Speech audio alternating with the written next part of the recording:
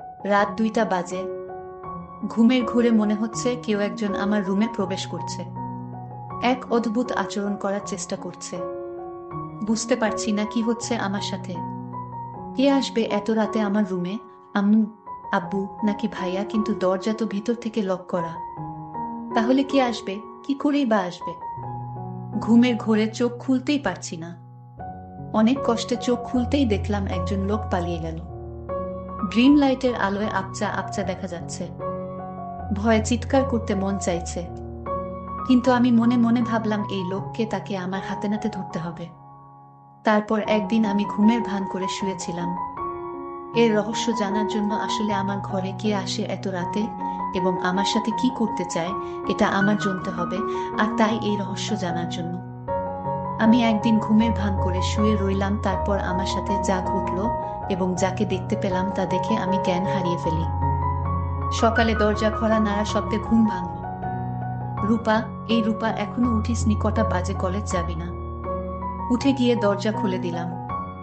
আম্মু আমার দিকে চেয়ে বলল, তোর কপালে কি হয়েছে? এরকম ফুলে আছে কেন? তখনই কপালে হাত দিতেই ব্যথা অনুভব করলাম। কালকের ঘটনাগুলো মনে পড়তেই গলা শুকিয়ে গেল। বুঝতে পারলাম না স্বপ্ন নাকি সত্যি ছিল। কিন্তু এতটা ভুল হবে? কে লোকটা ছিল? এরপর কি হলো কিছুই তো মনে নেই। না না, আর কিছুই ভাবতেই পারছি না। আম্মু আমার উত্তর না পেয়ে, কিরে কি হয়েছে? কই কিছু না তো। কিছুই হয়নি, তুমি যাও, আমি ফ্রেশ হয়ে নিচে যাচ্ছি। আম্মুকে কিছু না বলেই রুমে চলে আসলাম। এসে ভাবতে লাগলাম কে আমার রুমে আসলো, কি করেই বা রুমে ঢুকল। হয়তো তাই, কারণ আমি কখনো জানালার দরজা লাগিয়ে ঘুমাই না। নিজেই নিজেকে প্রশ্ন করতে লাগলাম। মনের ভিতর হাজারো প্রশ্ন, কোনো কিছুই মাথায় ঢুকছে না। ভাবতে ভাবতে ফ্রেশ হয়ে এলাম। দেয়ালে দিয়ে মুখ মুছে আয়নায় দিকে তাকাতেই দেখলাম মুখটা অনেকটাই ফুলে গেছে। হঠাৎ ড্রেসিং টেবিলের সামনের একটা কাগজ চোখে পড়ল। কাগজটা নিয়ে পড়তে লাগলাম। এটা ছিল তোমার শাস্তি, আমাকে কষ্ট দেওয়ার শাস্তি, আমার থেকে দূরে থাকার শাস্তি। এই 3টা মাস আমি ঘুমোতে পারিনি। তুমি আমাকে ঘুমোতে দাওনি। আমাকে কষ্ট দিয়ে তুমি শান্তিতে ঘুমোচ্ছ। চিঠিটা পড়ে মুখ হা হয়ে গেছে। সবকিছু যেন গুলিয়ে যাচ্ছে। কি হচ্ছে আমার সাথে কিছুই বুঝতে পারছি না। কে এই লোক? কি চায় আমার কাছে? সবকিছু মাথার উপর দিয়ে যাচ্ছে। রাগে মাথাটা পেটে যাচ্ছে। উনার ঘুমে কি মই দিয়ে এসছি নাকি? কত বড় সাহস! ওকে তো আমি সামনে ফেলে মেরে ফেলবো। কিন্তু বুঝতে পারছি না লোকটা কে। আমার তো তেমন কারো সাথে দেখা হয়নি। ভাবতে ভাবতে আম্মু আবার ডাকছে নাস্তা করার জন্য। নিচে ডাইনিং এ গিয়ে দেখলাম আব্বু মা নাস্তা করছে আর আম্মু খাবার সার্ভ করছে। আমার পরিচয়টা দিয়ে দেই, আমার নাম রূপা। আমি কলেজে পড়ি। আমি খুবই শান্ত একটা মেয়ে বললে ভুল হবে, একটু একটু দুষ্টুমি করি। আমাদের সিঙ্গেল পরিবার, বাবা মা, ভাইয়া আর আমি। আমাদের ব্যবসা আছে, ওইটা আব্বু দেখাশোনা করে। আর ভাইয়া সিলেট জেলায় আনসারে চাকরি করে। যাই হোক, গিয়ে বসলাম নাস্তা করতে। বুঝতে পারছি না ঘটনাটা সবাইকে বলবো কিনা। বললে অয়তা টেনশন করবে, থাক বলি না, হয়তো কেউ মজা করছে। কিন্তু কালকের ঘটনা তো মজা হতে পারে না। এসব ভাবছি, বাবার ডাকে ঘোর কাটে। কি হয়েছে? না খেয়ে খাবার নাড়ছিস কেন? আর কি এত ভাবছিস? না কিছু হয়নি বলে খাবার খেতে শুরু করলাম। পাশ থেকে আব্বু বললেন, জ্বর এসছে নাকি মাম্মি? এরকম দেখাচ্ছে কেন? কপালে হাত দিয়ে দেখে বলে, না জ্বর তো না। সবাই সন্দেহের চোখে তাকিয়ে থাকে। ওদের তাকানো দেখে ঘাবড়ে গেলাম। আরে আজব, জ্বর আসবে কেন? ঘুম থেকে উঠছি তো, তাই এমন দেখাচ্ছে। কথাগুলো বলে দ্রুত খেয়ে চলে আসলাম। রেডি হয়ে কলেজে চলে আসলাম। বাবা ড্রপ করে দিল। কলেজে গিয়ে আমার বেস্টু আয়শা আর রিফা এর সাথে দেখা হলো। কালকের ঘটে যাওয়া ঘটনার সবকিছু খুলে বললাম। আমার কথা শুনে হেসে বলে, হয়তো স্বপ্নে দেখেছি। কিন্তু সেই চিঠিটা আর কপাল দেখে বিশ্বাস না করার কোনো উপায় নেই। ওরাও অবাক হয়ে ভাবছে কে এই লোকটা। আয়শা খুব মনোযোগ সহকারে কয়েকবার চিঠিটা পড়ল। তারপর একটা গোয়েন্দা ভাব নিয়ে বলল, আচ্ছা রূপা, এখানে 2 মাসের কথা বলছে, মানে 2 মাস আগে তোর সাথে দেখা হয়েছে বা কিছুতে হয়েছে? তুই মনে করে দেখতো 2 মাস আগের কথা বিশেষ কারোর সাথে দেখা হয়েছে কিনা। আয়শার কথাগুলো শেষ না হতেই ঘন্টা বাজল।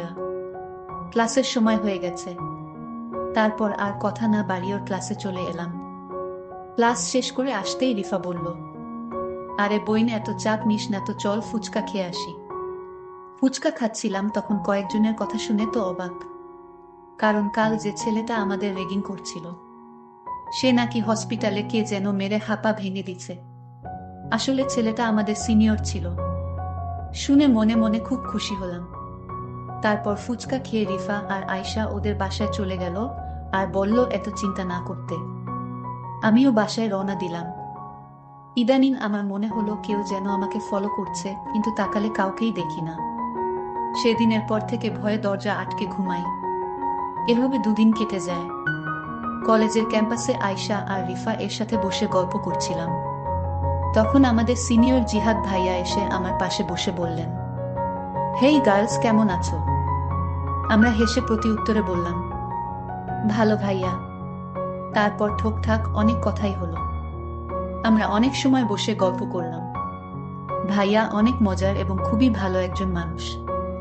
দেখতে খুবই সুন্দর। কলেজের অনেক মেয়ে লাইন দিয়ে পড়ে আছে ভাইয়ার পিছে, কিন্তু ভাইয়া কাউকে পাত্তা দেন না। উনি ভাইয়ার ফ্রেন্ডের ভাই। ভাইয়াই বলছিল দেখে শুনে রাখতে, কিন্তু আমি তেমন কথা বলি না। রনি ভাইয়ার কথা ওনাকে বলিনি বললেই একটা ঝামেলা হবে। আমি ঝামেলা পছন্দ করি না।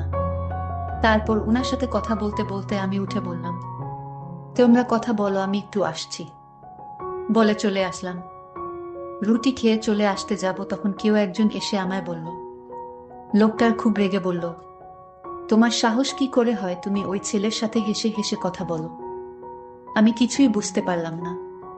বললাম, আমি যার সাথে ইচ্ছা তার সাথে কথা বলবো, আপনার কি সমস্যা? আপনি কে বলার? সাহস তো কম না শুরুন। লোকটার মুখে মাস্ক পরা, খুবই চেনা চেনা লাগছে, কিন্তু লোকটাকে চেনার কোনো উপায় নেই। লোকটি বলতে লাগলো, কেন ভয় পাচ্ছে কেন? অনেক কষ্টে তোমায় খুঁজে পেয়েছি, আর হারাতে দিব না। উনার কথা শুনে ভয় করছে, আবার রাগ ও লাগছে। আপনি এখানেও চলে আসছেন আমাকে মারতে। তার মানে সেদিন রাতে আপনি আমার রুমে এসেছিলেন আমাকে মারতে। তো না মেরে আমার সাথে দুর্ব্যবহার করার সাহস হয় কি করে হলো? বজ্জাত ছেলে। মেয়েদের দেখলেই কথা বলতে করতে মন চায়। আর করবেন নাই বা কেন? মানুষকে মেরে ফেলাই তো আপনার কাজ, এটা আর কি এমন বিষয়? তো মেরে ফেলেন আমাকে এখনই। শাহিন, এভাবে পিছু করার তো কোনো মানেই হয় না। চোখ বন্ধ করে কথাগুলো একদমে বলে ফেললাম। চোখ খুলতেই উনার চোখের দিকে তাকিয়ে আতঙ্কে উঠলাম। রাতে আমার রুমে এই লোক যায়, কিন্তু তাকে ঠিক চিনা যাচ্ছে না। কিন্তু এই লোকটিকে চেনার জন্য আমি প্রতিদিন রাতে ঘুমের ভান করে শুয়ে থাকি, কিন্তু ইদানিং আসে না। আপনাদের 2 মাস আগের কিছু কথা শেয়ার করে নেই, তা না হলে আপনার কিছুই বুঝবেন না। 2 মাস আগে কলেজ ট্যুরে 2 দিনের জন্য সিলেট গিয়েছিলাম। ওইখানে গিয়ে প্রথম দিন ভালোই কাটে, কিন্তু বিপত্তি ঘটল। দ্বিতীয় দিন সবাই পাহাড় ঘুরে ঘুরে দেখছে। আমি, আয়শা, রিফা আমরা গল্প করছি আর ঘুরছি। তখন আয়শা আর রিফা ছবি তুলতে ব্যস্ত। পাহাড়ে ঘুরতে ঘুরতে এক পর্যায়ে ওদের থেকে অনেক দূরে চলে আসি। একটা জায়গায় আসতেই যা দেখলাম তাতে আমি অবাক হয়ে হাঁ করে তাকিয়ে থাকলাম। একটা ছেলে হাতে বন্দুক তাক করে আছে, সামনে একটা হাত বাঁধা লোকের দিকে। ছেলেটার সাথে আরো অনেক ছেলে, তাদের হাতে দা ইত্যাদি। এসব দেখে ঘাবড়ে যায়। ছেলেটা একটা লোককে মারল চোখের সামনে। এমন ভয়ঙ্কর দৃশ্য দেখে জোরে চিৎকার দিয়ে উঠি। তাতে লোকগুলো আমায় দেখতে পেয়ে যায়। কিছু না ভেবেই ভয়ে দৌড় শুরু করি। ওই ছেলেটি বাকি ছেলেগুলোকে বলা কথা কানে বাজল, লাশটা পুঁতে ফেল, মেয়েটাকে আমি দেখছি। বলে বন্দুকটা কোমরে গুজে আমার পিছনে ছুটতে লাগলো আর বলল, এই মেয়ে দাঁড়াও বলছি, দাঁড়াও। কিন্তু এই লোকটাই আমার ঘরে রাতে ঢুকতো, আপনাদের বলে রাখি। কিন্তু এই লোকটাকে এটা আমি এখনো জানতে পারিনি। কিছুটা আন্দাজ করতে পারলাম তার ছায়াটা দেখে। আমার মনে হলো এই লোকটাই আমার রুমে আসতো, কারণ তার ছায়া আমার দৃষ্টিতে বেঁধে গেছে। আমি আয়শাকে বললাম, এই যে লোকটি দেখতে পাচ্ছিস, এই লোকটার মতোই আমি যাকে আমার রুমে দেখতে পেয়েছিলাম। তুই এটা বুঝলি কি করে? ওর ছায়াটা আমি দেখতে পাই হালকা আলোতে। এই লোকটাই হবে। বলে রাখা ভালো, আমার বড় ভাই ব্যাটালিয়নে চাকরি করে সিলেট জেলায়। আমার আর যে লোকটা অন্য একটা লোককে মেরেছিল সে আর কেউ না, সে হচ্ছে আমার বড় ভাই। কিন্তু সে আমাকে দেখতে পায় না ভালো করে, আমাকে চিনতেও পারল না। আমি ঠিকই তখন চিনে ফেলি। আমি মনে মনে ভাবলাম আমার বড় ভাইয়া এমন পাষাণ হয়ে গেছে যে কিনা মানুষ হত্যা করে। আমি এই কথা ভাবতেই আমার খুব খারাপ লাগলো এবং ভাইয়ার প্রতি ঘৃণার জন্ম নিল। এসব চাকরি যারা করে তারা নাকি পাষাণ হয়ে যায়, আমার ভাবতেই অবাক লাগছে। যাই হোক, আমরা একদিন ট্যুরে ঘোরাফেরা করে বাড়িতে চলে আসলাম। আমি কিছুতেই ভাইয়ার মানুষ মারার দৃশ্যটা ভুলতে পারছি না। এসব ভাবতে ভাবতে ঘুমিয়ে পড়লাম। হঠাৎ আমার রুমে পায়ের আওয়াজ শুনতে পেলাম। আমার কপালে কে যেন হাত রাখলো। 2 দিন ট্যুরে থাকায় তেমন একটা ঘুম হয়নি আমার, আর তাই বেহুশের মতো ঘুমাচ্ছিলাম।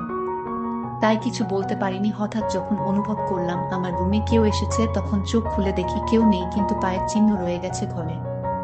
পায়ের চিহ্নটা আমার খুব পরিচিত মনে হলো। আমার মনে হলো সে আমার পরিবারের যে কেউ হতে পারে, কিন্তু কে সে এটা এখন পর্যন্ত জানতে পারলাম না। আমি এই কারণে শান্তিতে ঘুমাতে পারি না। এটা কি আমি স্বপ্ন দেখি নাকি বাস্তব তাও বুঝতে পারছি না। আমি এখন থেকে ভাবলাম আজ থেকে সারাদিন ঘুমাবো, সারা রাত সজাগ থাকবো। মানে ঘুমের ভান করে থাকবো। আমি তাকে হাতে নাতে ধরতে চাই। সে কেন আমার ঘরে আসে, আমার কাছে কি চায়, এটা জানার জন্য আমার মনে একরকম হতাশা তৈরি হয়ে গেল। আমি আমার পরিবারের অর্থাৎ মা বাবার সাথে বিষয়টা শেয়ারও করতে পারছি না। শেয়ার করব তখন যখন এর রহস্য আমি জানতে পারবো। তো পরের দিন সকালে কলেজে গেলাম, তারপর আয়শার সাথে আজ রাতের ঘটনাটা শেয়ার করলাম। আয়শা আজ রাগান্বিত হয়ে বলল, দুরু তুই কি বলিস, এসব স্বপ্ন বাদ দে, এগুলো শুনতে আর ভালো লাগে না। এগুলো স্বপ্নেই হয়, বাস্তবে হয় না। আয়শা তুই যাই কস না কেন, তুই দেখে নিস আমি 2-3 দিনের ভিতরে আমি তাকে হাতে নাতে ধরব। তুই ওয়াট করো। তারপর কলেজ থেকে বাসায় ফিরে শুনতে পেলাম আমার ভাইয়া বাড়িতে আসছে, কারণ 4 দিনের ছুটি নিয়ে আসছে। আমার জন্য অনেক গিফট নিয়ে আসছে। আমি বাড়িতে প্রবেশ করতেই আমি ভাইকে দেখি দরজার সামনে দাঁড়িয়ে আছে। আমি কাছে গিয়ে বললাম, ভাইয়া কেমন আছো? কিন্তু মনে মনে ভাইয়ার জন্য ঘৃণাও কাজ করে, কারণ ভাইয়া এখন মানুষকে মানুষ মনে করে না, যাকে থাকে ধরে মারধর শুরু করে দেয়। এটা তো আমি ট্যুরে গিয়ে দেখতে পেলাম। কিন্তু ভাইয়ার শরীরের একটা পারফিউমের গন্ধ পেলাম। আমার রুমে রাতে যে আসতো তখন একই পারফিউমের গন্ধ পেলাম। আমার যেন ভাইয়াকে সন্দেহ হতে লাগলো। কিন্তু ভাইয়া আমার ঘরে কেন আসবে? আবারও মনকে প্রস্তুত করলাম, রাতে ঘুমাবো না। আমি ঘুমের ভান করে থাকবো, দেখবো কে আসে আমার রুমে এবং কি চায় সে। ঠিক প্ল্যান মতো আজও ঘুমের ভান করে শুয়ে রইলাম।